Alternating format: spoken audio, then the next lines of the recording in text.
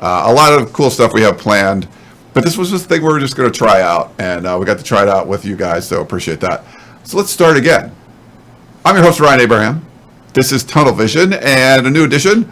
We have Chris Trevino and Shotgun Spratling here in studio. We have to recap USC's big recruiting weekend. They had a junior day on Saturday. A lot of visitors came to the USC campus. We also had the Battle of the Beach 7-on-7 tournament. We got to see a lot of USC targets there. And all three of us today were at the Under Armour UA Next camp in Los Angeles, checking out some of the top prospects around the region that USC has interest in, including the Los Al five-star quarterback Malachi Nelson, who I believe, Chris, number 2 player in the country right now, the latest ranking. Number 2 overall, only trailing to Arch Manning. So he's technically the number 2 quarterback. Number 1 on the West Coast, obviously. So yeah, and it's, for USC, having guys like that, 5-star players that they're involved in, it's a big deal. So it was a big recruiting weekend for USC, so we wanted to touch on that. We want to preview a little bit of spring football, some of the position battles we think that would be really interesting. Chris has had some stories where predicted the depth chart and all that, so we'll do that. And also we have to talk about this little thing called USC basketball. Yes, the Trojans lost a couple in a row, but they're going into the Pac-12 tournament, and they'll have the number 3 seed, so they got a good chance there.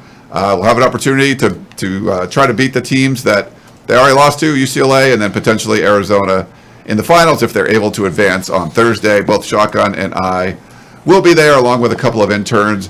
Full-on coverage of USC basketball from Las Vegas. Well, guys, now that people can hear us, welcome in. Chris, thanks for coming to the studio. I know you're a little apprehensive about doing Tunnel Vision. Maybe that's sort of, having the whole technical snafu to start the show. Maybe settles your stomach a little bit. Usually when I do this show, I'm just like a ball of nerves, but today I'm just like, I don't care. I don't care. I'm too tired to care. I'm in that little space of, you're so tired you get delirious. Yeah. I'm like a couple minutes from that, so it's gonna get real interesting in half an hour. So yeah. just look forward to that, just putting viewers on notice. Yeah, it was a long day. We we're down at Under Armour at Mission Viejo at like 9 in the morning or so. It got started. Got to see a lot of players. They cycled them through. I thought they ran it pretty efficiently. We'll get to that. We'll welcome in Shotgun Spratling as well, who's traveling in from the East Coast, has been covering basketball and baseball and football, and just try to pack in 28 hours in a 24-hour day, it seems like, Shotgun. Yeah, that 4 hours is how much sleep I'm getting on the West Coast right now. So yeah, I've been to San Diego for baseball, went to Thousand Oaks for high school football yesterday, basketball, fitted in a tux fitting for a wedding I'll be in later this year. Just doing a little bit of everything on the West Coast, and get the live show and get the crew back together in studio. So happy to be back on the West Coast where it's not freezing cold like it is in the Northeast. I'm glad you're back because you did leave something behind on the West Coast. Yeah. Your heart? No. The knife in my back. I believe it's yours. Oh. I believe your knife you have your name tag on there. Does this have to be addressed? No. No. Someone's saying, please fix Chris's mic. Oh, he's still too loud again? I was never too loud. Yeah, Chris is never too loud, but I'll turn him down just because he's not a loud person. Well, guys, we should start off with USC's big recruiting weekend. I got a little graphic here. Some of the players that were scheduled to visit USC for the junior day. Wanted to kind of get your thoughts on any of the stuff that goes on. And I know we have Makai Lemon. I have a picture of him. He was there. Let's just start with, why this was a huge weekend for USC. They've had a couple of different junior events or elite prospect days, because it's not just juniors, it's sophomores, it's freshmen. They're bringing in these elite players. But there was a big 7-on-7 tournament, the Bravery Tournament, which is for Brendan Huffman in honor of his daughter, was up in Thousand Oaks. We were out there yesterday to check out. So there was a team from Utah, there was Texas, FSP, the elite team up in Washington, the Seattle area. They were down, the Texas team. So there were a number of teams that came in from out of town, and because of that, if FSP's come in and they've got Jaden Wayne and they've got Jaden Lamar and they've got Presley, they've got all these prospects that USC has offers from. Well, they're going to go to USC and check it out. So their group went on Friday. You had some other people go. And then also because of the Under Armour event. It's a big regional event, so there's kids from Arizona that came into town to go to this event. Well, if you're an elite prospect and USC knows you're coming into town, they're going to say, hey, stop by campus, come check things out. So you had, Mekhi Lemon went up there to be kind of a host with some of the others, but you had a number of out-of-state guys and out-of-area guys come in as well. So it becomes a big recruiting weekend for USC, and they were trying to make the most of it and had a number of big-time players in the area and outside the area come in and check out USC over the weekend. So it was a really important weekend for them. Threw some offers out there to some players as well. But it seems everyone seemed very excited about the weekend that we talked to. And one of the things I thought was interesting, Chris, you can probably chime in on this, from talking to some different players, was a lot of them mentioned, I sat down with my family with Lincoln Riley for 20 or 30 minutes, and we went over, we looked at, my recruitment and everything. We went through this, and it wasn't just a huge event and, hey, everyone come, we're going to talk to you as a group, and then you're going to do a fun event type of thing. It was there was a lot of one-on-one opportunities for position coaches and for Lincoln Riley with some prospects as well. So I thought that was really interesting.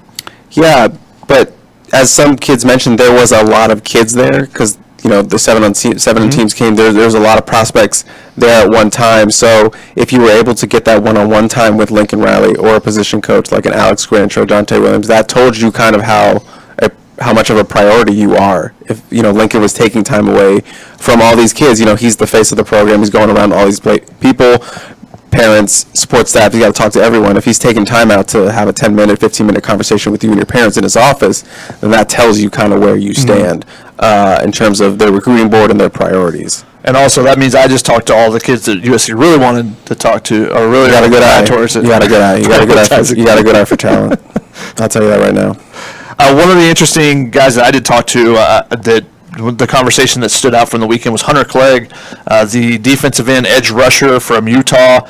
Talking to him, he was really impressed by USC. He's one of the kids that did sit down. Him and Sean Nua sat down with his parents and discussed his recruitment. Have a story on that later in the week, but he was a guy that was interesting. We saw him, it's a 7-on-7 tournament that we saw him at, so he's playing stand-up linebacker. Moves pretty well. He played a little bit of tight end as well, but he's a guy that we'll have to see in pads and see what he looks like coming off that edge. But he was really excited about that opportunity with USC and said that they will definitely be getting an official visit from him. Also was rocking the USC gloves. I know some people don't believe anything with the gear that they wear. That plays nothing into it, but I think it plays a little bit into it. And he's in Southern California. He's got the offer. Why not throw on the USC gloves? So just a little extra Trojan love there, rocking the gloves at tight end and linebacker. Yeah, a lot of USC wristbands. Yeah, I did see that. The people who did go to the... You could tell who was visiting by that. Oh, that guy's got a wristband. That means it's like getting into the VIP club. You got Exactly. in. You got in. A lot of stamped. people, you got stamped. Yeah, and you could take those off if you wanted to, but I think a lot of people wanted to show that I was one of the people that USC wanted to come. So you go to the prospect camp or the Under Armour thing today, and you kind of want to be like, put a little fear in the person that's lining up against you one-on-one. Yeah, USC wanted me to come check them out. Hey guys, all right. Apparently we had a little bit of echo. I think when hopefully the my things are working goodness. now. Perfect. We had more cameras, so there's more microphones and stuff. So sorry if there's some audio and stuff issues there. We can try to keep it on just a couple of camera angles. This is fun, just playing around with everything that's going on here. You and I have very different definitions. Yeah, this is the way Ryan's like, trial and error. We'll figure it out as we go. We haven't done a show it's been like a month or something, so we're like, let's try it out. Yeah, Keela would love this. Oh, we got a brand new box, never tried it before. Let's just throw it into service and see how it works out. Yeah, well, it's cool. I like to have the different kind of options and stuff, so we'll keep playing with everything there. As far as the recruiting weekends go, USC fans sort of been, I guess, conditioned over the last several years. It's just, if there was a big junior day, maybe there's someone that's the high-profile prospect taking a trip to Los Angeles, but not necessarily someone that USC would be in the mix for. It seems to have all changed now with Lincoln Riley. Not just the fact that the class of 2023 is only 3 people deep, and it's all 3 of those guys are 5 stars. But it seems like almost anyone that USC is going to go after right now should USC fans have a level of confidence maybe they haven't had the last couple of years? Yeah, I think there's definitely a higher level of optimism and hope because you could get like, oh, this 5-star player is going to visit, and maybe he's like the only really big name for a junior day event, but you never really felt like, oh, down the line USC will be in there. It's just sort of like a feel-out trip, especially with the official visit. You know, there's tons of times we've looked at it like this is sort of like it feels like a free trip. Like this person wants a free trip to Southern California, to USC, to hang out in SoCal for a weekend with his family. That's sort of what those big prospects felt like under the previous staff. But now, you know, there hasn't been that many official visits for Lincoln Riley, obviously. But now moving forward, it definitely feels like any prospect that does get that visit USC is in play for. That they're at least keeping their mind open for them, and you know, USC can be a factor down the line if they choose to pursue. Yeah, and USC, for some of the players that they are looking at, and some players that want to go to USC and get an official visit, they've said no to some people. Some high-profile guys, because they just didn't feel like they were really in the mix for people. And Harold Perkins is probably the name that pops into mind, a 5-star 2022 linebacker who said, "Yeah, I'm going to go check out USC," and never materialized because it didn't sound like the USC coaching staff felt like confident that they were going to be able to get a commitment there. So they said, let's not waste the time and effort to try to recruit someone who we feel like is already going somewhere else. So, I think it's really interesting how they've attacked it with some of the different groups of people they brought in, the organization of the events. Everyone has talked about how different that is, and even the organization from their first junior day events when they first arrived on campus, and they wanted to get that small group of, local kids in to, yesterday. I talked with Micaiah Lemon today, and he said that's one of the things you could definitely see, that it's much more organized. They are kind of figuring out exactly what they want to do as far as bringing those visits in and how they want them run, and they continue to bring in big local names. Now, obviously, Malachi Nelson and Micaiah Lemon being commits, you think, yeah, they're going to come up and try to help recruit. Mateo being at USC again this weekend. He's been there 50 times since Lincoln came on. It feels like it. He's been there at least 5, I believe. So Mateo Uangalele, DJ's younger brother, elite 5-star edge, can also play tight end, but he's focusing on edge this season, so he's going to be, the defensive end they're looking to add in this class, and those guys can come in and immediately contribute. That's why it was disappointing that Corey Foreman wasn't able to do more last season. But, if you can match him up, Mateo and Corey Foreman on the field at the same time, you got to get a lot of confidence in, those type of players to affect the quarterback and be able to help out the rest of the defense as well. That's the type of player you're bringing in. A number of other guys. Dalen Austin is a guy from Long Beach Poly that they've been able to bring on campus a few times. I was talking with another player that goes to Long Beach Poly today, and he talked about how he just wasn't being recruited by the previous staff, but he's so excited about this group and the way that they are prioritizing him and the way they're making players feel. I think that's kind of been something. I talk about that one-on-one time they spent with Lincoln Riley, a number of players had, but the players that are coming away from these visits, the staff is making them feel special. Everyone that's coming and is coming away from it pretty impressed with the messaging, the way the attention they're getting, the way everything's been set up, the way that that everything's kind of been organized. So a lot of positive vibes from the recruits and from the people around the recruits right now with USC and how they have been recruiting during this off season. Another name I just want to throw in that group, not a 5-star caliber talent, but it's still a big local name, is Roderick Pleasant. Feels like he's also been up there a lot. He was not there this past weekend. I believe he was up at Cal for a visit. But he is a guy I expect to continuously see on campus through the next coming months because he's so right up the street at Sarah. One of the big, and obviously his speed makes him a valuable asset for this defense and what they want to do there. So I expect him to continue to be one of their big targets moving forward. Elite speed. Yeah, I undersold it a little bit. Elite speed. One of the fastest in the nation speed. Yeah, that kind of speed. You like that? I think we got Shotgun's echo fixed, so we can do that stuff. Thanks for the people in the chat for helping out with that. Today, you want to talk about the Under Armour camp? We can do that a little bit. We got to see a bunch of guys, go through position drills, one-on-ones, and things like that. And I like the way they kind of structured the camp. So we saw offensive and defensive linemen kind of come through first. They went through a bunch of testing. They went through position drills, and then they did one-on-ones. They did the same thing with running backs and linebackers. Then they brought through quarterbacks and receivers and DBs. So it's sort of like staggered, give you an opportunity to see different guys. And, if you were a defensive lineman, you were out of there by like 11 o'clock or something, and other guys kind of stayed later. What are your guys' thoughts from the camp today? Anyone stood out to you, Chris, just off the top of your head? Well, Who's the biggest standout, or just kind of the camp overall, how it sets up to give players an opportunity to showcase themselves? Well, one of the interesting things that I think I noticed, and I guess you guys probably noticed as well, is that the most of our targets that we were looking at were in the skill positions, and there wasn't super deep at O-line and D-line, especially on the West Coast. That's something we've been talking about for a while, because there was only like a handful of guys we were looking at the defensive line and the offensive line. Yeah, and I think, Chris, you had a comment early, because we get the lineman first. Chris had a comment that said, when's the last time we saw a really huge offensive lineman, Jason Rodriguez, and that's, 3 or 4 years ago now? The last time at this camp, which is usually the elite of the elite in the area, in the region. And you don't see those huge offensive linemen that you look at and go, yeah, that's a dude. He's going to be, he's going to be a guy that might be able to step in immediately and perform.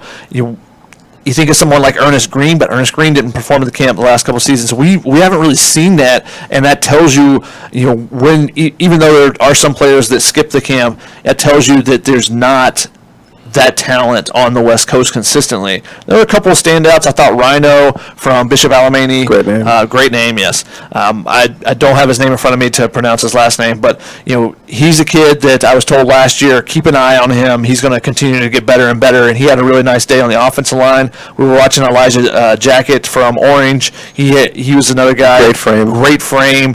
Moves pretty well. Still has to put on some weight and do some different things. On the defensive side, there were more defensive line targets, and part of that is because the Arizona kids come in. Arizona's been producing a good number of edge rushers recently, defensive linemen, and rushing the number 1 overall edge rusher in the 2024 class. Top 25 overall, number 1 player out of Arizona. That's a big deal. Number 1 edge rusher in the country, right there in Arizona. He does not have the USC offer yet, and I had someone very angry in the Twitter comments when I posted a video of him, like, this is why USC's behind. They need to offer him. He's 2024. There's like 2 years left. He's going to get the offer. He only has like 5 right now. It'll come. He's a sophomore. But he looked the part. He won some of his reps there. We saw a baby compared to a little bit younger, and you could see the younger guys versus the older guys pretty evident, especially when it got to the wide receivers, and there was literally a 5'2" young wide receiver out there as well. Kelsey Howard is another defensive lineman that stood out, showed some power against the bags, which don't necessarily see a ton of when you see athleticism and power combined in these high school camps. So that was another guy that stood out to me when we were looking at the linemen. That Malachi Nelson throwing the ball. That was I've seen it enough times where it just kind of goes by, but again, throws the ball really well, comes out of his hand really clean. He didn't have Mekhi Lemon to throw to in one-on-ones or anything, because Mekhi Lemon, he got injured a couple weeks back at a 7-on-7 tournament, I believe, playing safety. So he was at the event today, which is still a good thing for USC, because when Malachi and Mekhi are there, they attract other people around them. Big name recruits know that both of those guys go to USC or are committed to USC. They're going to, if they have questions about USC, that's a guy you may go up, hey, Mekhi, I know you're committed to USC. What do you like, blah, blah, blah. And if you're an Arizona kid or you're a Utah kid that comes in for this camp, that's great for USC to get that, be able to have that player there to help disperse information. So him being there, I think, is just a bonus for USC. He took a couple of warm-up reps, but then kind of shut it down. He's a competitor and wanted to be out there. I think some of the Los Alamitos people were like, let's calm down just a little bit. Because he goes really hard every time he's out there, and he goes both ways for Los Al, too. There's a lot of miles on him in the high school season because he's going both ways for that team. And you talked to him after the camp was done. Yeah, I'm sure he was a little bit sour about No, I was sour. I told him, I was like, I can't believe you didn't perform. No, just you want to see those guys get healthy. He definitely wanted to be out there, but he's trying to heal up. He said it's minor, but got to heal up now during the off season.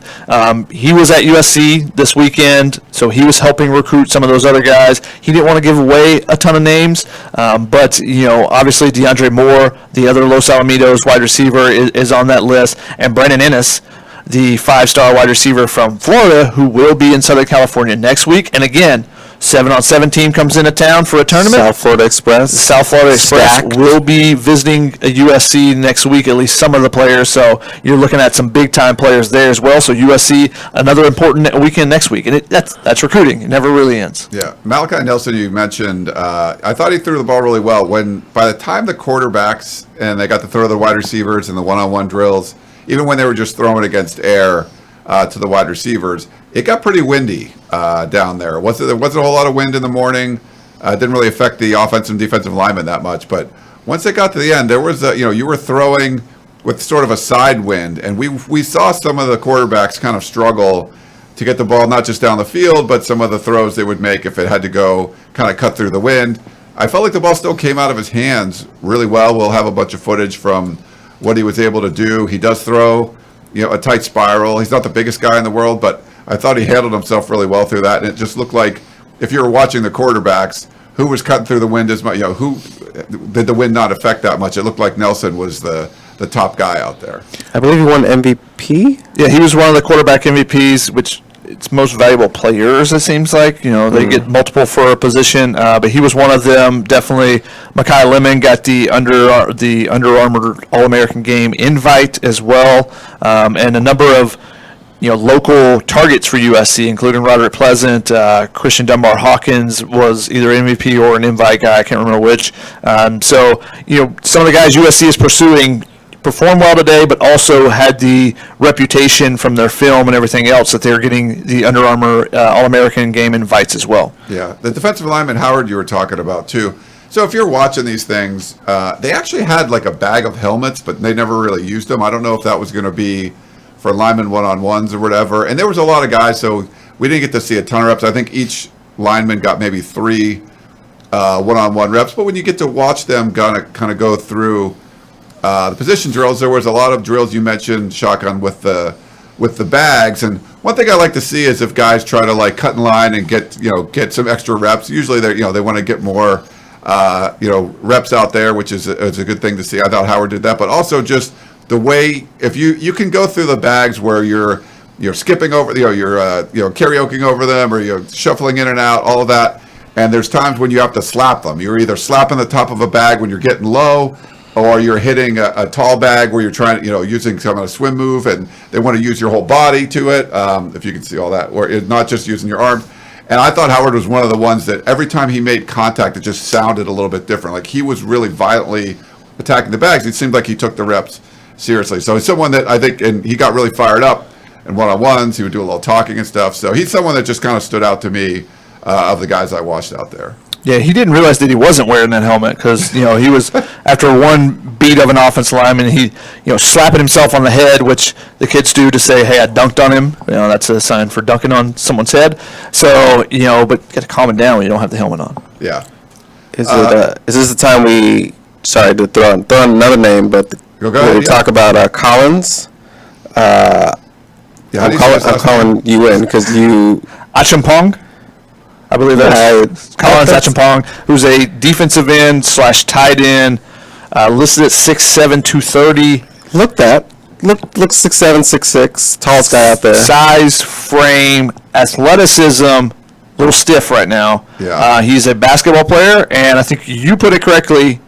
He looked like a basketball player today. Yeah, looks like a basketball player out there doing a football camp. And he's got a really interesting backstory. He's a 3-star prospect in our rankings, the number 27 tight end, but like you said, he was just doing defensive line stuff today. Showed up a little late getting to the camp, and I was disappointed because I thought he was going to be there, but then he showed up late. So I was like, I get to look at him, get a sense of him, because USC did offer him a couple, I believe like 2 weeks ago or a week ago, and he was on campus this weekend. But he has a really interesting backstory because he hasn't played football since his freshman year.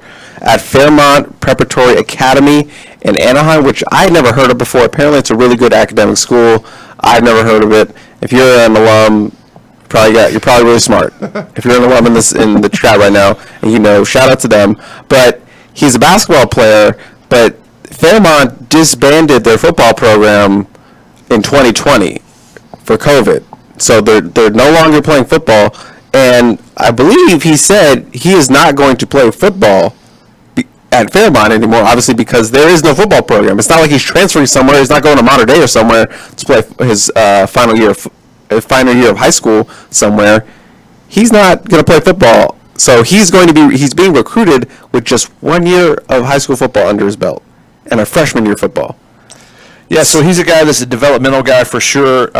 If he is to choose the football route, he is still playing basketball, I believe, but he's got to get more reps. He can go to these camps and stuff, but he's got to put the pads on. He's got to do that. So, it'll be interesting to see how his recruitment develops because he's got a number of offers, and obviously he looks the part. He has the frame that you're looking for. He has the athleticism to come off the edge potentially or to be used like Darnell Washington at Georgia, but you got to get those reps in. He did look very raw. He did look like a basketball player. So that'll be an interesting one. Just the recruitment of which schools really go hard after him.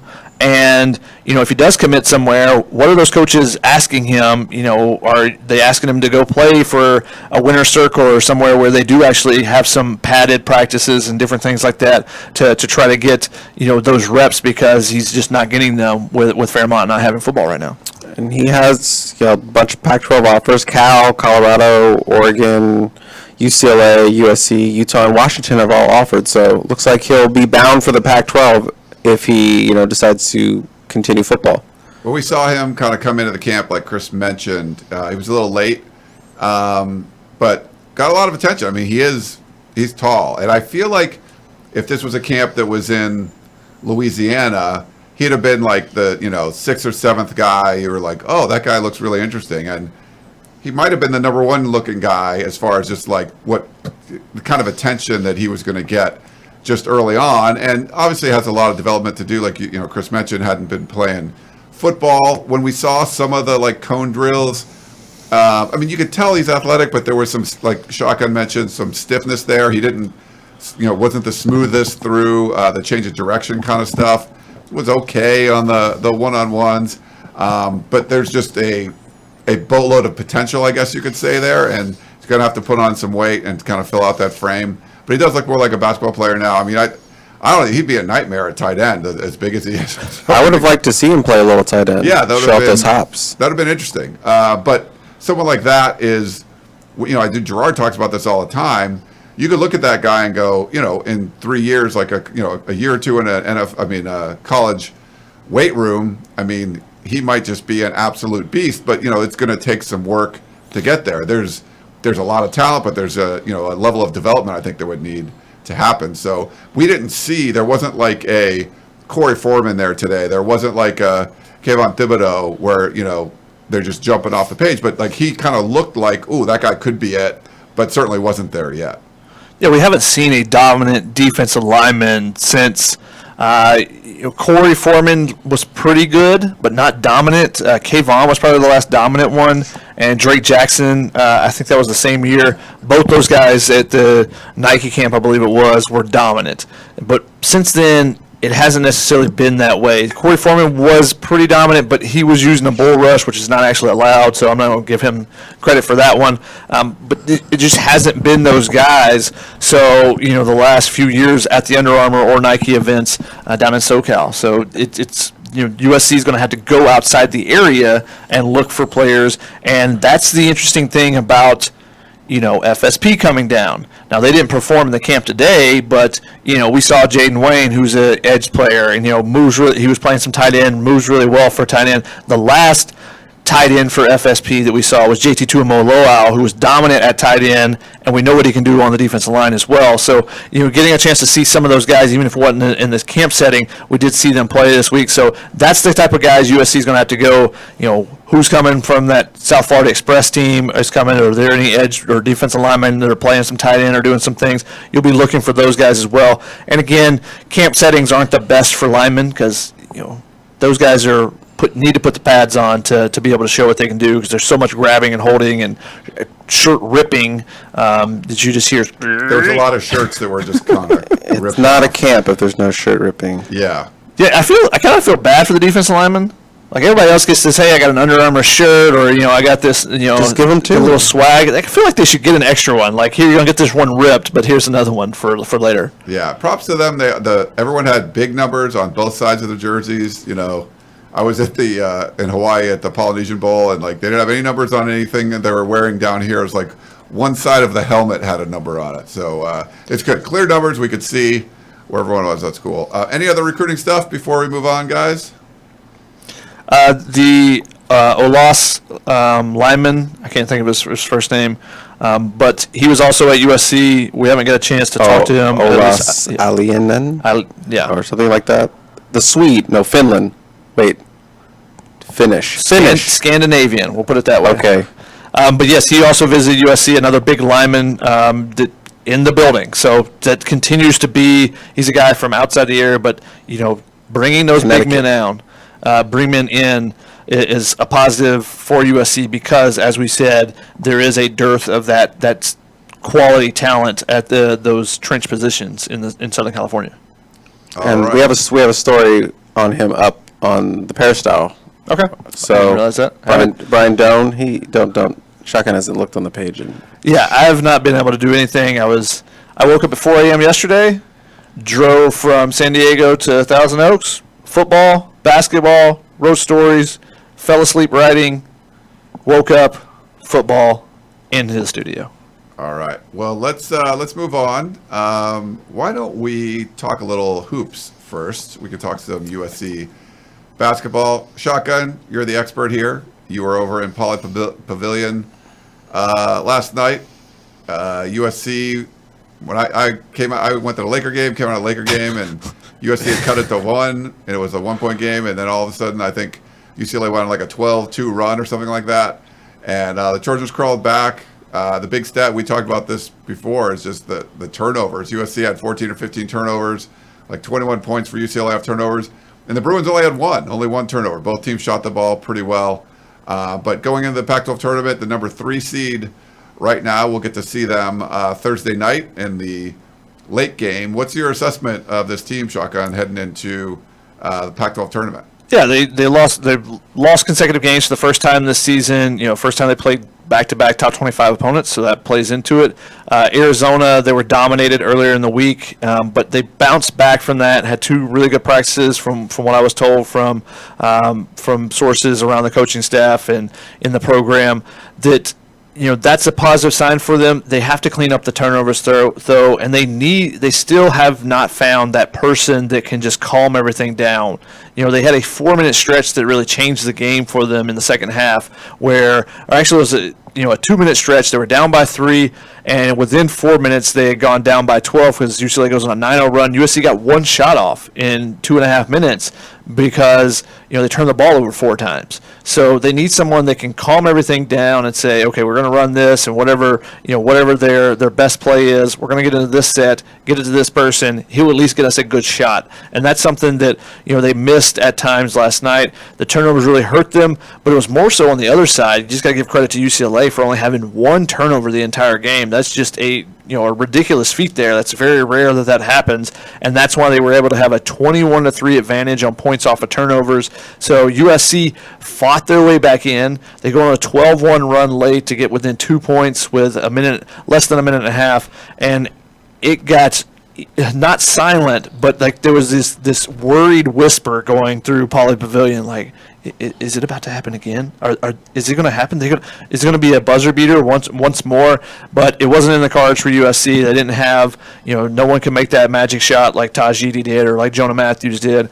They were a bucket away from being able to have that opportunity. So they got to bounce back from this. They need to have 2 really good practices before they go to Vegas to give them any chance. They'll open with Washington or Utah in the first game of the Pac-12 tournament for their first game, and then if they win that, they'll likely face UCLA. If they were to beat UCLA, they would likely face Arizona. So just took 2 losses to Arizona and UCLA, but got to feel confident if you're USC in the way they were making shots last night.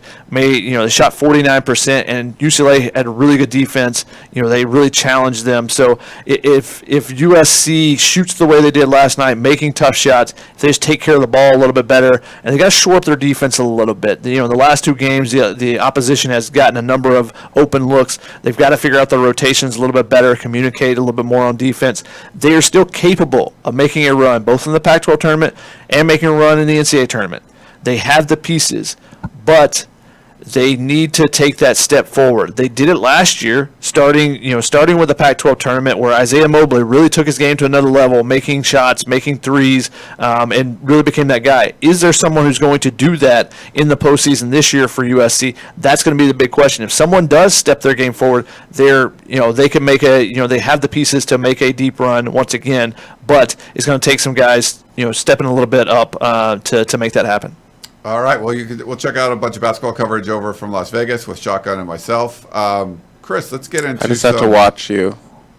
What was that? I couldn't fake doing anything on this computer anymore. I just had to just buckle in and listen to the world's greatest USC beat writer. For the basketball. We had some people in the chat that weren't really happy that was some basketball talk on the show, but that's okay. Hey, USC went to the Elite Eight last year. They could make another run. We'll see how they end up doing. And it's funny, Chris just kind of watching in his little perch there. So spring football, maybe we could talk about some of the bigger position battles. You want to pick one, Chris? What's one of the position battles you're looking forward to seeing this spring if we get to see? We don't know at this point if we're going to be able to watch spring football. Should be starting up here in a couple of weeks, but we don't know. We have not been told yet if the media is going to be allowed in. But Chris, what would be, if we do get to watch, what's one of the position battles you're looking forward to seeing? Well, for me, there's lots of things to look forward to, but if you want me to pick a straight-up position battle, I would have to say those cornerback positions because they're both so wide open.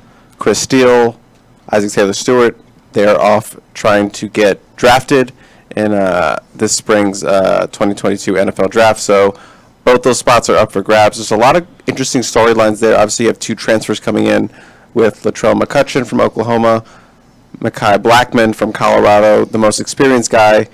But then you have, a big five-star name like Damani Jackson, who still healing after that injury that he sustained in his going into his senior season, so did not get to play. You have Fabian Ross coming in later. But then you have some other intriguing names like a Joshua Jackson, who I personally picked and projected to be one of the starters with Blackman going into the season. That was just me. Shotgun wanted me to go a little more McCutcheon on that one. I will with McCutcheon. But there's a lot of options. Sierra Wright, a former top 100 prospect, got to at least mention him because of his talent and his ranking coming out of last year when he was a freshman. Prophet Brown got a start at the Cal game. He flashed some ability. I believe, Shotgun, you were the one who talked to him after the game. I did. So and unfortunately, everything blew up, and then never got a chance to put up that story. But yes, that is true. I forgot about that. Sorry to bring that up. But yeah, he's got a start under his belt. So there's a lot of storylines to go with, a lot of young talent, not a lot of experience outside of Blackman.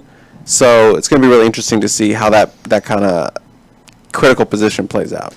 And you mentioned the two starters they lose, but they also, Jaden Williams enters the transfer portal. He was their number 3 cornerback last year. Josh Jackson got some playing time, but also got injured. So, he's a guy that really flashed last spring. He's a breakout. And, we'll see if he takes that next step. Obviously, he transitioned over to cornerback, and we saw him take a big jump that first spring. Now, this spring, does he take another jump? And he could potentially become a starter there. McCutcheon is a guy that has some experience, played as a freshman at Oklahoma and got a good number of reps for a freshman this past year, so that's a positive. But I think it comes down to Mekhi Blackman. They need him to be they need him to be a starter and to be able to lead that group. And that's part of the reason they brought him in from Colorado is they have all these young pieces, talented pieces. You talk about Sierra Wright, you talk about Damani Jackson, some talented pieces there. However, no experience. So Mekhi Blackman brings all the experience. They need him to be a leader in the locker room, and he's got some positional versatility, being able to play inside at nickelback or playing outside. He played nickel some for Colorado, so you can move him around if you need to, or if you go into a dime defense, you can move him inside and play one of the younger guys on the outside. So I think he's the key to the cornerback room. They need him to be good, and let the other position kind of battle out and see who can win that, but they need him to establish himself as a starter, I think. Yeah, but you're bringing in veteran presence from a Pac-12 school. We saw it with Katie Nixon last year. You want them to come in and be a big contributor. Now, he wasn't. But, when you're talking about bringing in Dye from Oregon, or you're bringing in Blackman from Colorado, I think you want those guys to be, not just leaders, but also someone that can be on top of the two deep there and get a lot of playing time. And I think he's going to have some opportunities there, but it's a young room, it's a deep room. Just there's not a lot of proven games under their belts as playing as USC Trojans. So that'll be interesting to see. But I agree with you, Shotgun. I think Blackman's got to play a big part for the cornerbacks. On the other side of the ball at the wide receiver position, I think that'll be a very interesting spring where everyone's going to be trying to get as many reps as possible, because there's a lot of people that need to prove themselves. Who's going to take over those roles with Drake London being gone? That's a big, he was the focal point of the offense, and I don't think anyone stepped in and said, I'm that guy after him when he went down. Some people had some decent games and stuff, and Lake McCree had a really nice game. Gary Bryant had some Gary nice Bryant plays. But Gary Bryant, I think, with a new coaching staff coming in, especially even though he was recruited by them, he's got to prove himself to them. And so I think that Mario Williams coming in, he's got to prove himself to all his teammates. And, so I think it's going to be a really intriguing, spring with that group as everyone tries to prove themselves. One of the veterans, can someone like John Jackson III, can he make a mark and, push himself towards up the depth chart, which he wasn't able to do with the previous coaching staff? I think the wide receivers will be a really intriguing group this spring as well. And don't forget about Jake Smith. Jake Smith coming back. A big X factor. We don't really know what that's going to look like. It did tell me, towards late in the season, that his plan was to be back by spring. That was the goal and the intent. So we're waiting to see if he is cleared medically, if he's out there, to see if he has the wheels. Just because you come back from an injury, are your assets all returned? And obviously he was a speed guy for Texas, so can he get that back?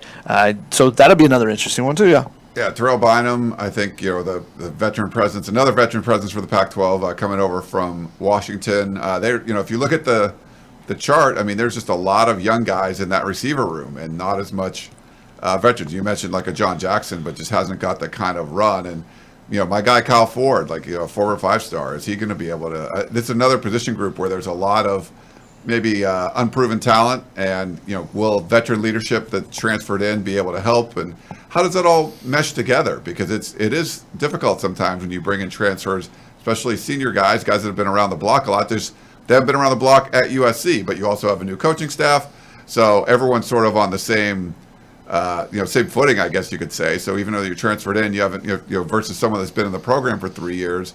It's all new to everybody, except for a guy like a Caleb Williams, Mario Williams. Like those guys coming in, they know what to expect from Lincoln Riley's system. So I'm curious to see how that all works together. But those are definitely two position groups I want to see. And even at the safety spot, Chris, we haven't heard what's up with Isaiah Pola-Mao, but Dante Williams sort of he said that the whole secondary wasn't going to be all those stars weren't going to return. We haven't heard anything from Isaiah Pola-Mao as far as entering the transfer portal, but if he's gone, I mean, certainly that's a veteran leadership, presence that's not going to be there with the safeties as well. Yeah, I think the safeties, they could use a transfer, an older guy, similar to how the corners and the wide receivers, they do have had someone come in, a grad transfer, to be an older guy. The safeties could use that. There's a lot of young guys, talented young guys, but who's ready to step up and take their role from being a part-time guy to being the guy? Is that going to be Kalen Bullock? Is that going to be Xavier Alford? We saw flashes from both of them last year, but are they ready to become a dude? Are you ready to be on an NFL on the prospect list? Are you ready to have scouts salivating over you? You've shown some flashes, but you got to show consistency, and you can as a freshman you can let me get out there, get my feet wet. Now it's time you got to step up for Kalen Bullock and Xavier Alford as well, who's going to be a third-year guy. Those are my 2 picks to be the starters. Those feel like the established guys going in, assuming they don't bring a transfer guy, maybe in the summer. That could still be an option. But those 2 feel like the guys to beat out for the strong safety in those free safety spots. Chase Williams is gone. Greg Johnson is gone. Isaiah Pulomau is gone. So you're down, 3 vets right there. So got a lot of depth building to do. But as I mentioned with Ryan on the podcast, there is a big guy coming in the summer in one, Zion Branch. Yeah. I got to see him in Las Vegas a couple weeks ago and just interview him. And I also saw him in Hawaii and just he looked like he was a head taller than most of the guys out there in the secondary. Just looks the part. I think he's someone that when he gets on campus this fall, USC fans will really be excited about over, in the summer, kind of see what he can do. And Kalen Bullock, love to see if he's going to put some weight on, what he's going to be able to do. I put this in the war room last week or 2 weeks ago and happened to run into Talanoa Hufanga at a workout here in Manhattan Beach doing the sand dunes. And, just asking about the team, and he still follows. And that's the one guy he mentioned by name. He mentioned Sticks. He really likes his game. So I think, Chris, that's a good pick to have someone like him, be the starter, potentially be the starter. He puts a little weight on.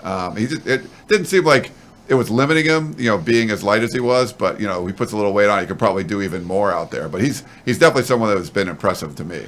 He did miss a couple tackles late in the season. You wonder, hey, did he wear down a little bit because he had been a really sure tackler early in the season, and that may be, where some extra weight. And you're expecting him to take a big jump in his snap count. So that's when you need the weight. You need to build that weight early so you can lose a little bit as the season progresses, so that he doesn't, you don't suffer one of those injuries when you take on a big running back or something later in the season. So that's an important factor for him. We've heard a lot of good things about the strength and conditioning and where the players are at right now. We'll see if we get an opportunity to see them.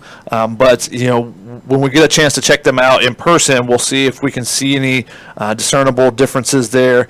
The safeties, Kalen Bullock. You mentioned that Talanoa, talked about he's a guy he likes watching. Sua has said the same thing about him. So it's interesting that you have multiple former safeties going, watch out for that guy, watch out for that guy. Tells you a lot about the capabilities he has. And a couple of plays he made last year are, safety teach tape. The play he made against Washington State was absolutely perfect, the way he, intercepted that pass, getting to the sideline, pushing the guy out, doing all the things you're taught to do. Now, again, guys that come down to consistency, and now when you're on the field for 70, 80 plays, more than 30 or 35, can you produce consistently there as well? Yeah, we'll see on that one. Mark in the chat was asking, isn't Isaiah Pulomau training for the draft? He wasn't listed, right? Shotgun, you have to he wasn't formally listed for the NFL for underclassmen. He obviously has a year to come back, though I assume he has graduated, so that may be why he is not listed on that list. We were talking with someone yesterday that with some information from Arizona, and they said he was training for the draft and everything. I do not expect him back. I've talked with people at USC that said they were basically like, no, he's not here, he's not doing anything, so no, he's not coming back. He, best of luck to him. Hopefully he can make a roster. Best of luck to all the guys that were at the scouting combine this week. Again, I didn't see any of the numbers or anything because of how hectic it's been. But I don't know. Chris, did you see anyone produce any positive numbers, any eye-catching things? I know the biggest thing I heard the first day was Drake London's not 6'5". He's not. He's 6'1". No, he's 6'3" and 7'8". He might as well be 6'1". I've been lied to this whole time. So everybody's like, oh, is he the big receiver? Is he going to drop?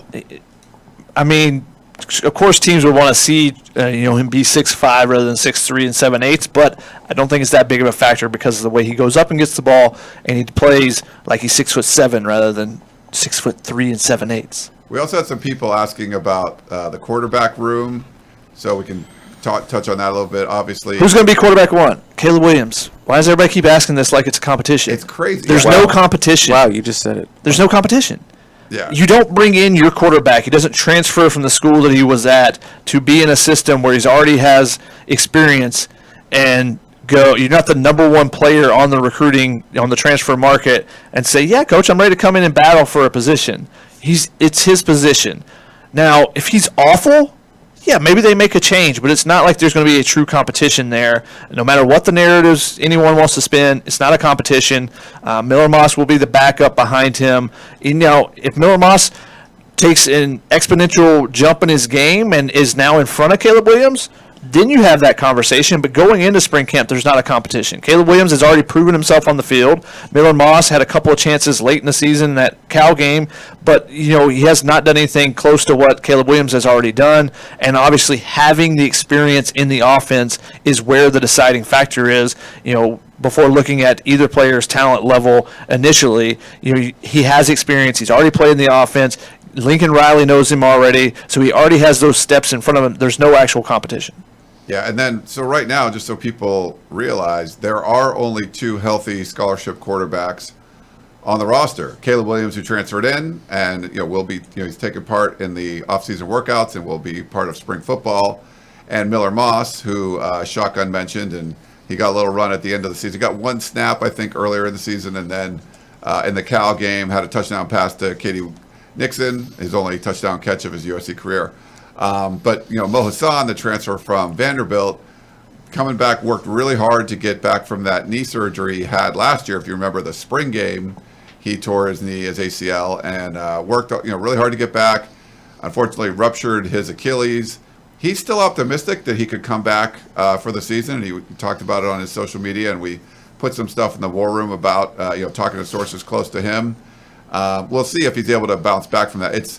The rupture is not as bad as a full tear of the Achilles. Obviously, being younger, you can bounce back from those a little bit easier. But right now, there's only 2 scholarship quarterbacks.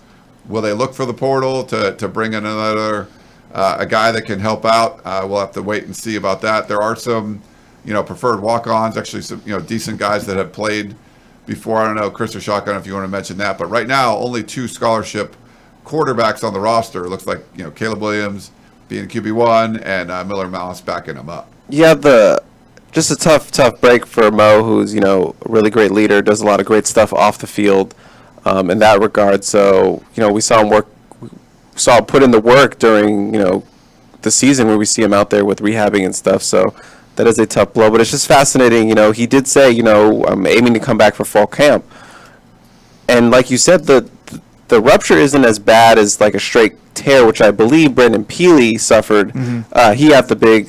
He had the tear, which cost him about the whole year, which is about a year recovery time. But I believe he's hopeful because of Cam Akers did, and he was able to come back so quickly, miraculously, after his ruptured Achilles. But yeah, I mean that's a big goal to have, and for a normal person, you could probably be maybe relatively normal, but as a football player, you're doing a bunch of more stuff. You're running, you're planning off that, you're running, you're cutting, you're doing all that kind of stuff. So I don't know how that factors in, and maybe Cam Akers is just a freak of nature. And I believe someone mentioned that it might be a new procedure that helped bring that along. I don't have any further information on that, but I guess that is the hope he has. So we'll see.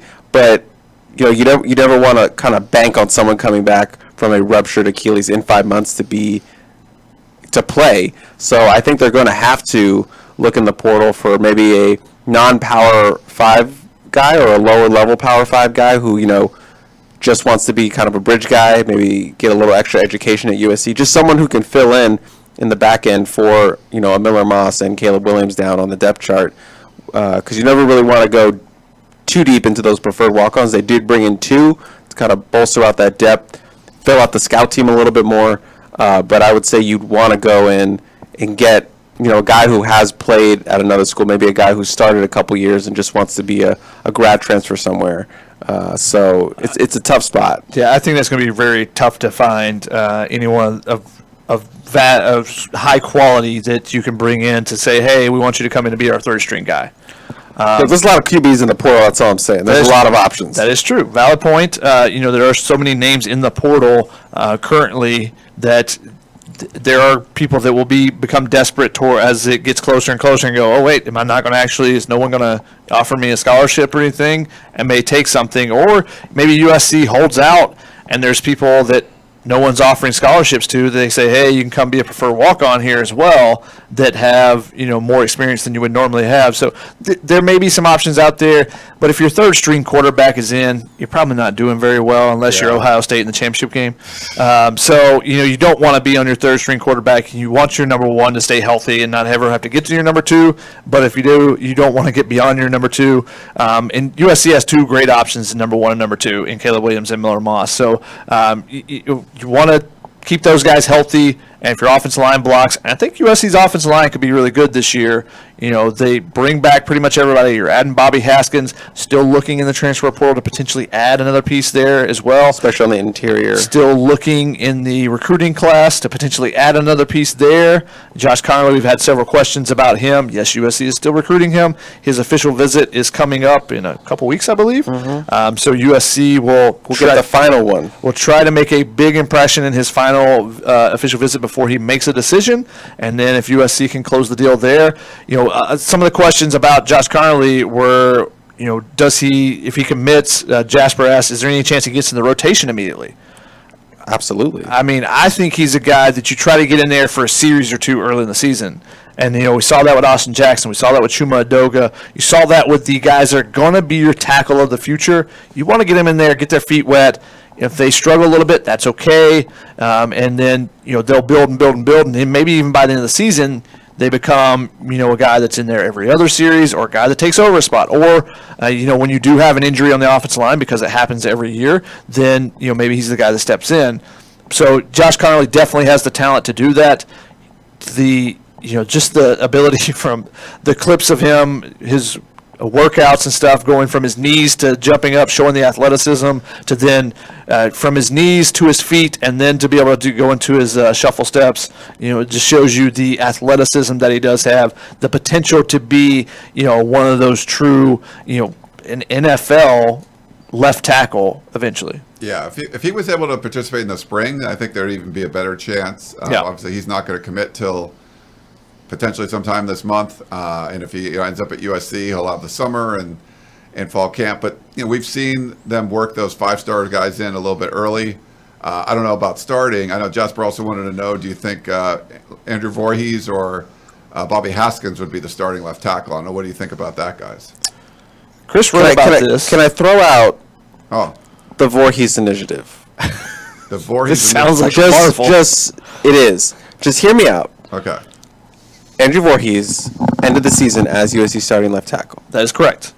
That's a fact. Fact. He played well. Pretty well. That's a fact. Fact. So I'm thinking, all right, keep your most experienced guy, Andrew Voorhees, keep him there. Take your other most experienced tackle, Bobby Haskins, put him on the right. Okay. So now your two bookends are your most experienced tackle guys. They're right there. You got them. You solidify that. Brett Nealon is Brett Nealon. He's going to be your center. You still following me? Yep. Ryan, you still following me? Right. Yeah, he's following me. No. So you got those three. The issue is the interior. You got to find those guard spots.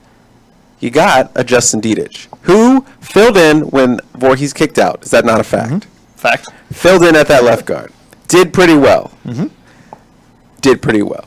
He has been a guy that USC fans have been clamoring for to get in the lineup somewhere, and that's where he did. He was their sixth man, essentially, was the backup center, and then was the backup guard at any position that he needed. Clay McGuire raved about him, and we kind of saw that when he came in. Tough as nails.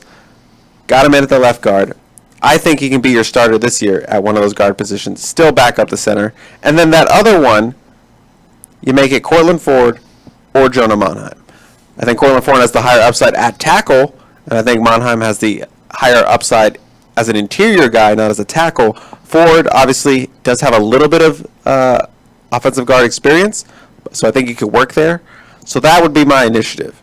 It's Voorhees, Justin Dietich, Nealon, Cortland Ford, or Jonah Monheim at one of those guard spots, or Bobby Haskins. And you can put Dietich at either spot. You can put the young guy, Ford or Monheim, next to Voorhees to help him out there, but you probably don't want them on your left side, so you would solidify with Justin Dietich to really solidify that left side. Yeah. And then put the young guy on the right side with Haskins, who is experienced and can help that help that along.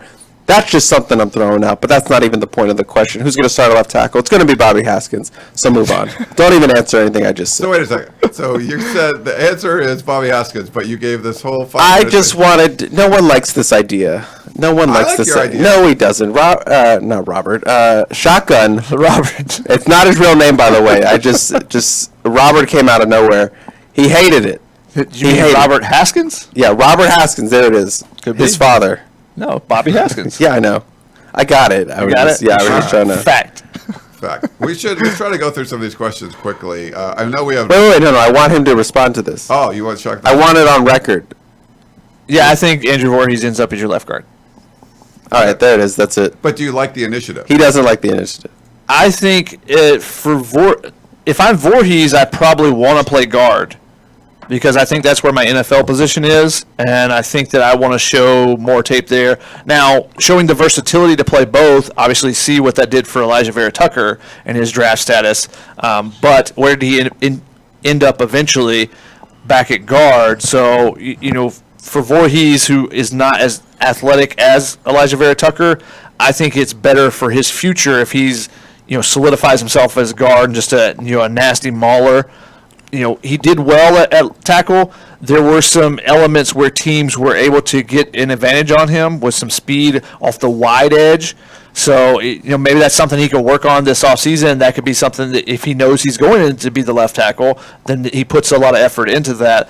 But I think he's better suited as a guard. Same with Monheim. I think both of them can play some tackle for you, but I think you would rather have them as your interior guys and let them be nasty on the inside.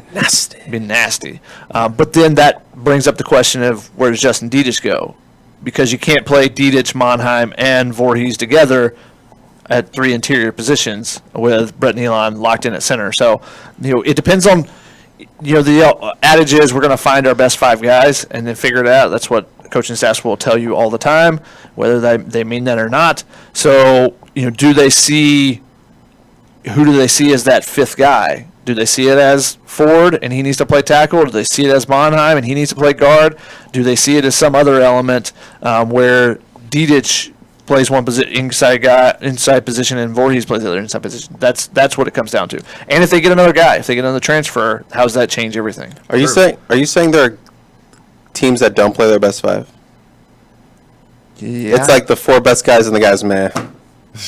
Yeah. The most meh guy we can just throw in there. Not the most meh guy, but you play them based on positional needs. The 4 best and the 3rd worst. That's our lineup. The 4 best and the guy that is more suited for this position or the other. All right. Okay. Chris, Renee wants If to know. if you have your 5 best offensive linemen are all interior players, you're Look, not going to play those 5 Playing guys. 4 in the meh. All right, we're moving Give me on. 4 in the meh. We're already after the hour. Renee, status on the Twitter follower tattoo, Chris. Lower back, neck, inside lower lip. The location or the overall? Whatever, the status. They want to know the status. So if you guys don't know, Chris put on Twitter, I don't know why he did this, but if he got to 10,000 followers, he's getting a 10K tattoo. Before spring football. It was really... Without even having a date for when spring football I got was. it within like minutes. I thought it was going to He thought it was gonna be months. June. Yeah, so he's got to get a tattoo. Now he's back. First of all, I don't have to get the tattoo does not have to be on me by spring football. It was the follower count by spring football, correct. but I plan to have it by the starting kickoff. I might even get it while the kickoff is happening. In the press box. As far as, yes, No, you'll be on the field. I'll be on the field. As far as status goes, I'm going to check out a tattoo shop this week. Okay. I'm doing it right. I'm not just going into a back alley bar and I'm saying, hey, Bubba, ink me up. I'm not doing that. I'm taking my time with this. It's got to look good. It's going on my body forever, and it's not going to be on my neck. It's not going to be a tramp stamp. It's going to be on the upper body somewhere. All right. Somewhere. That's good. We're already over now. We have 30,000 questions to go through. I know. We got a whole bunch. Just skip It's rapid fire. Yeah, okay. We're going to rapid fire some of these. Sure. Neil wants to know, when do the Helium Boys get a podcast? When's that coming out? Maybe explain what the Helium Boys are, because I don't even know. And Chris, try to Are you crying over leaning there? out of the Chris, shot. are you crying? Chris, sit up straight. You're leaning out of the shot. Yeah. My contacts Trying to are very avoid. dry. My eyes are Okay. bumming it right now. What are the Helium Boys, and is it coming back? Helium Boys was a bit created during the Zoom era of pandemic times when we would do a podcast, The Family Feud, with me, myself, and Keely Yor. She who shall not be named. I was gonna do a bit, and I couldn't think of it. And she would always be late for. We'd be like, "Oh, we're gonna meet at 2." She wouldn't show up till 2:30, so we would just be on camera like a couple of dumb donkeys, just waiting there, and we would just like talk about random things. And we made a joke that this is like our podcast, the boys' podcast, and I don't really know what the helium part came in. Just like came up. It was probably something dumb I said, and then that's how the running bit became. So we are. The question is, when do we get one? That's what they really want to know. Okay, well, he asked me to explain it. Yeah, podcasts are coming. So Chris and I have been doing our regular podcast. Harvey Hyde had some stuff going. We'll have him back. We got some new ones coming. I got a new one coming next week. We don't have an official one. He's got his own podcast. I'll be on it. He'll be on my podcast. So that's when you'll see the Helium Boys. We do not have our own branded one. It's a spontaneous thing. There we go. But yeah, Shotgun's Heard on the Sideline podcast. He's had some great guests on there. And then Chris and Gerard are going to be doing one. Whenever Gerard comes on, it's very popular. So hope you guys enjoy that. Let's see. Dan D wants to know when spring ball starts. We don't know at this point, but it should be in a couple of weeks. We're expecting. Well, it'll be at the end of March at some point. Yeah, sometime at the end of March. And Roman 388. When can we expect the next 2023 signing? Well, not till the signing period because you can't sign yet. So no one signed in 2023. But it was big Junior Day weekend. Do you guys expect any commitments coming out of the weekend? I know, a guy like Malachi Nelson is really hitting the recruiting trail hard. I talked to Zachariah Branch, the 5-star receiver from Bishop Gorman. He wants to recruit as hard as anybody for the class. So you have 2 5-stars, that want to recruit hard. You expect there's going to be some commitments coming soon. Do you guys, no signees, but any commitments, do you think, anytime soon? I would say there's probably going to be a couple within the next couple of months, especially when they get guys on campus for spring and all that, get them in front of the coaches, get them in front of the team. We usually see that regardless of who's running a program, you get guys on campus. They get caught up in the excitement of spring football and all that and being on campus. So I would expect a couple, I guess one to look out for is the 5-star receiver, Brendan Innes. He's picked up a lot of USC crystal balls. They started out as being low confidence, but there's a couple of big ones that have been put in. I believe Greg Biggins put in a high confidence one for him. So that could be something where maybe he's going to pop when he comes this weekend. He's already committed to Lincoln before and Dennis Simmons. If he was already comfortable with them to commit at Oklahoma, I'm sure he would be comfortable to commit them at USC. Just needs to get on campus, see the vibe, and then, I wouldn't be surprised if that happened. But I'm not saying that's going to happen. I'm just saying I would not be surprised, if a commitment came out of that visit on the 11th. And also, let's not forget the 2022 class.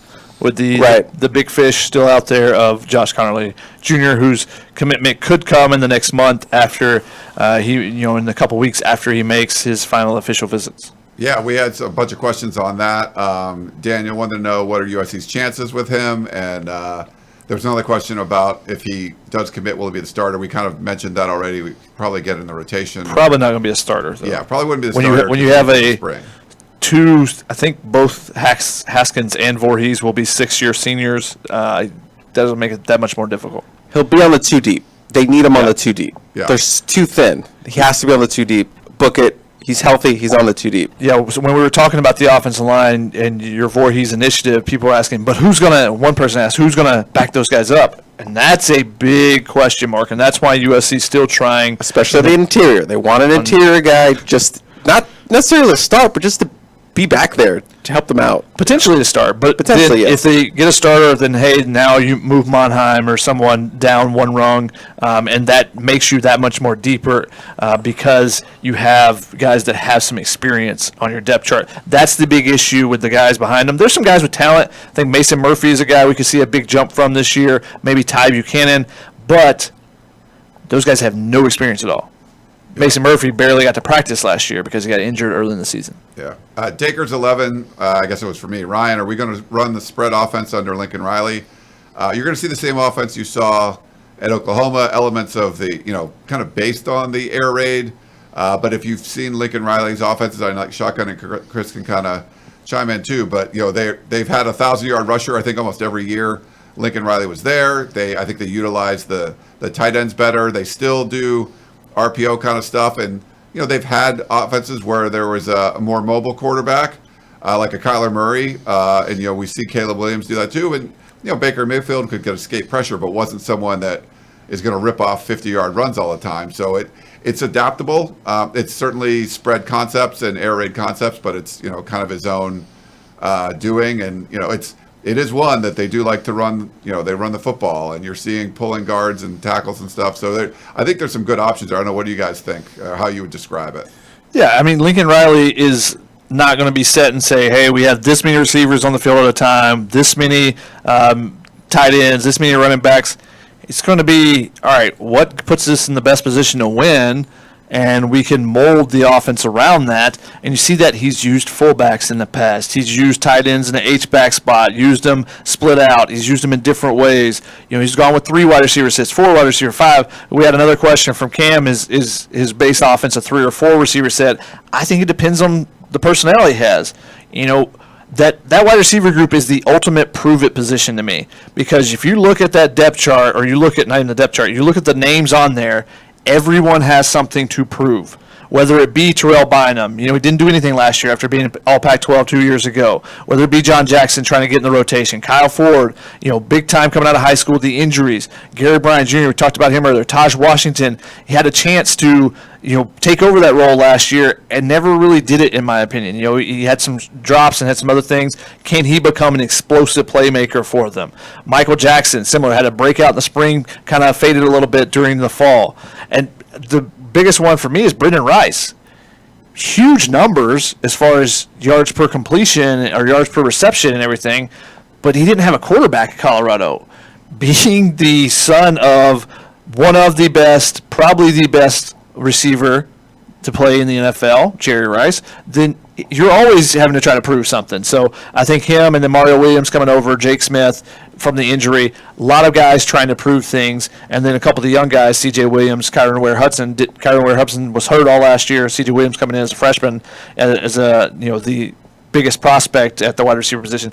Everyone in that room has something to prove. So, I think that's the ultimate prove position. So whoever steps up, if 3 guys step up, if 4 guys step up, that will change what they decide to do with their base offense more frequently. And you saw that even with Graham Harrell's offense, where when they had the elite wide receivers they had a couple years ago, a lot of 3, 4 wide receiver sets. Did not have that this year. Ton of 2 tight end stuff. Way more 2 tight ends than they had in the 2 years before combined. Yeah. Going from offense to defense, DeRumble wants to know, are we running a 3-4 or a 4-3 defense? 3-4 defense primarily. You're going to see the. I was trying to think. My brain was loaded. I was looking at a different. Similar front to what you saw with Todd Orlando. Yeah, you're going to have a linebacker come down. Is going to be coming off the edge. And that changes what the defensive end on the other side is doing. So I was talking with a couple of kids. Hunter Clegg's a guy that could.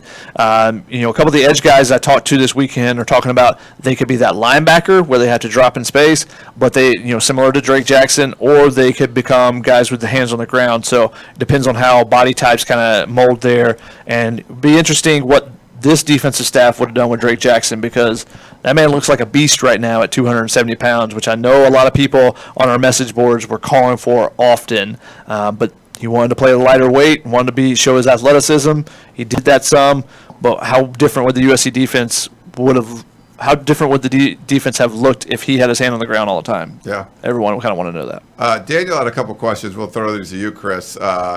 No, one says specifically shotgun. That's okay. Do you need linemen? I mean, he wants to know how many linemen, and he picked up a couple of linebackers from Alabama and Auburn. And does USC have enough linebackers? Do you think that any more transfer portal linemen or linebackers? I don't think USC has enough linebackers, to be honest. Okay. At the very least, I think they need 2 more linebackers. I think they need 1 more experienced edge rusher, and I think they need 1 more experienced interior guy to at least for USC fans to be a little bit comfortable, just because they don't have a lot of experience. Romello Heights coming from Auburn, that's nice and all. He looks great physically, standing there, lifting weights, but he doesn't have a lot of experience. Looks like a monster in the background of some of those photos. Like, who's that guy? Because still getting that facial recognition. I was like, that dude looks yoked. And I was like, oh, that's Romello Height. Ah. But not a lot of experience. Nope. They need pass rushing experience. They lost their 3 top guys at that position, obviously led by Drake Jackson. They need that experience. Devin Tompkins, the signee, he's coming in the summer. He's pretty raw. He's a basketball player that, picked up football again in his senior year. So they need experience there. They need guys that can come in right now. In the middle linebacker spot, I think after spring, you're going to be able to tell that they're going to want to go back into the portal and try to get somebody that has experience. And I think if they get 2 more guys, they can get by. They can get by until you can kind of reload with the class. And then as far as linemen, Ryan, you and I talked about this. They're in high demand. So, once a good portal offensive lineman is in there, they get snatched up real quick. So USC has to be patient. They have to wait until after spring, after that next wave. They definitely need at least 1 more interior offensive lineman and 1 more interior defensive lineman. Yeah, no, I agree with you there. In a perfect world, they would get 3, 1 interior offensive lineman, another, and 2 defensive linemen, because you're hoping you'll get Josh Connerly to fill out that other offensive line spot. So ideally, they would bring in 4 linemen for the summer. Yeah. 2 D, 2 offensive linemen, 1 factoring Connerly. Yeah, we saw the big flurry in the transfer portal heading into spring, and now it'll be coming afterwards. We mentioned this before, like a Jay Toya, after spring football, looked really good. He went into the transfer portal. So there'll be more transfers in the summer, and it gives the coaching staff a chance to evaluate what they have in the spring. And if you pick up a Josh Connerly, we don't need to go in the transfer portal and get a tackle. If you don't, maybe you try to get another tackle, but like Chris said, they're hard to get. You were talking about the linebackers, and Mark also had a question. Any concerns with Shane Lee's foot speed? He looks like someone who would struggle in space. So that's the Alabama linebacker transfer. Does he just look like he would struggle in space because of how big he is and He's pretty big. how much he's dominating weights every time they show clips of him? I haven't seen him in person. I think that's the best way to evaluate. I don't know, Chris, how much you watched of his highlights or anything to see and make an evaluation on that. He was playing for Alabama, so I think he had enough foot speed for them that he'll be fine for USC. Yeah. All I have to say is I would never say anything negative to that man's face. No. USC has not had that middle linebacker that goes sideline to sideline in a while. The guys they've had from Cam Smith to all the way to Kanai Malga are guys that are going to stay in the box and try to stuff the run, be that guy rather than a guy that's chasing, way outside and try to make plays or dropping really deep in a Tampa 2 or anything like that. So, it would depend on how they try to use Shane Lee, but that hasn't been what USC has had in the last few years. So we'll see what Shane Lee brings to the table when we get to see him in person. Let's do a couple more real quick and we'll get out of here. Jasper wants to know, of all the players that transferred or declared early for the NFL draft, who will USC miss the most? His take is Michael Trigg. I mean, this one's pretty easy for me. We could eliminate Drake London, right? Isn't he be the one that you would say you're going to miss the most? I would assume it's not factoring in Drake London. He's not. Well, he declared early for the NFL draft. I mean, he's part of the It's question. true. He did put it in there. All right, then we're all saying London. All right, ready, break on 3. Outside of Drake The London. guy that would have won the Blitnikoff, which Chris went into a full argument for days on, it seemed like. Yeah. Why don't we cut it down to transfers? Is there anyone, would you say, like a Jackson Dart or anyone else that would be I think it's Trigg. I mean, just because he showed something different than they have on the roster, and I like McCree, it showed some similar things late in the season, so I think that lessens the blow there. But he showed he could be a dynamic playmaker in that tight end position, which they haven't had since Ryan. What's your Bryce Dixon's freshman year? It was similar. He was really good. But he had 1 year and he was done. Daniel Amarta-Bebe's For like 6 games. his 1 year, the Rose Bowl season. Like, they haven't had a consistent tight end weapon since McCoy. Is that the last one off the top of my head? Maybe Xavier Grimble. He was pretty good. Xavier Grimble and Randall Telfer as a pairing, that group together gave you that.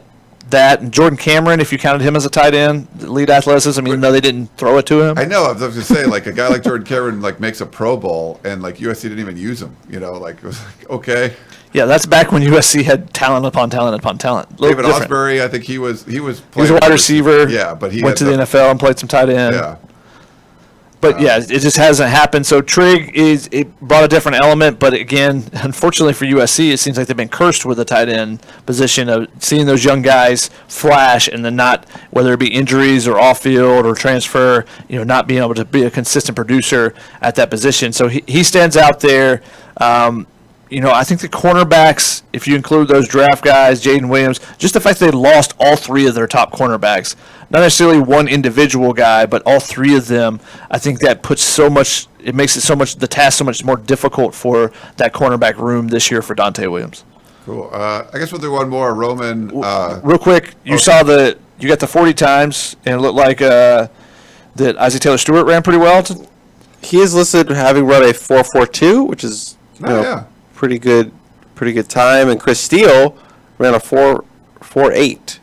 Wow, those are both decent times, yeah. And Keontae Ingram is listed as a 4.53, which I'm a little confused about because his best time when I was watching was a 4.59. That was unofficial though, so maybe that's different. I don't know, but that's what he's listed as on the NFL.com. But yeah, so it looks like 3 good runs. Drake Jackson did not run the 40. I guess he's saving that for pro day. Okay. Which is interesting. Makes you wonder if he's going to do the weight fluctuation thing like Sua did. His draft day versus pro day, he was probably 15 pounds different. So maybe that'll be something. Someone said he weighed in at around 250 something, which I thought he was weighing in a little bit heavier than that in his lead up to it. So we'll see. He also had a 10.7 broad jump and a 36.5 vertical. It's funny, former USC receiver Velus Jones had like a 4.3, yeah. 4.3-ish or something. So it's like, wow. Another guy, like, you're like, oh, guy's got a lot of speed. Use it somehow. Like, they never seem to be able to do that. We'll end it with Roman 388. Health status on incoming freshman, 5-star corner, Damani Jackson. I'm trying to get more on this, but it kind of feels like, based off what Dante said, and it kind of feels like he's going to be slowly added back into the mix. We've seen USC be cautious. I mean, obviously, this is a new people running the program, so we'll see about that. But it feels like this is going to be like a wean him in a little bit and then get him going because he hasn't played football in a while. Yeah. Yeah, they don't want to set back, and then they just don't want to rush things. So that's the vibe I've received as well. Cool. All right. Well, that was. Hopefully, you guys enjoyed that one. Again, apologies for some of the technical difficulties early on in the show. We are retooling it. Retooling Tunnel Vision. Obviously, with Keely not here, our intern Nicole Sharon's going to help out with some of the hosting duties. We would like to have some more different camera angles, different guests, different options for the show. So that's why we're trying out some new hardware today, just to test it out, so we could do more things with the show. That's why some of the audio issues and stuff there. We'll get all that stuff ironed out. But looking forward to doing a lot more with that. With Chris Trevino, with Shotgun, possibly remotely sometimes. We'll try to get Gerard in here. We'll get guys, former players and all that kind of stuff, that, different guests to come on the show. So we plan on continuing to do that. Certainly with spring football coming up, we want to do regular shows. So probably still stick to the Sunday night, depending on what the spring schedule is, where we can go. Sunday night's probably going to be a good one to do that, so we'll continue going on with that. But again, thanks for holding on with us on Twitter, on Facebook, and on YouTube. We'll make sure we get some of the technical stuff ironed out going forward. Any last words from Chris or Shotgun, or both? It's good seeing you guys. Yeah. I got to get these contacts out. He's got to get them out. It's great seeing everybody again. We do appreciate you tuning in. We'll get everything kind of cleaned up, and we'll get the show rolling again. So thank you guys so much for tuning in to Tunnel Vision. We really appreciate you joining with us, and we will talk to you next time.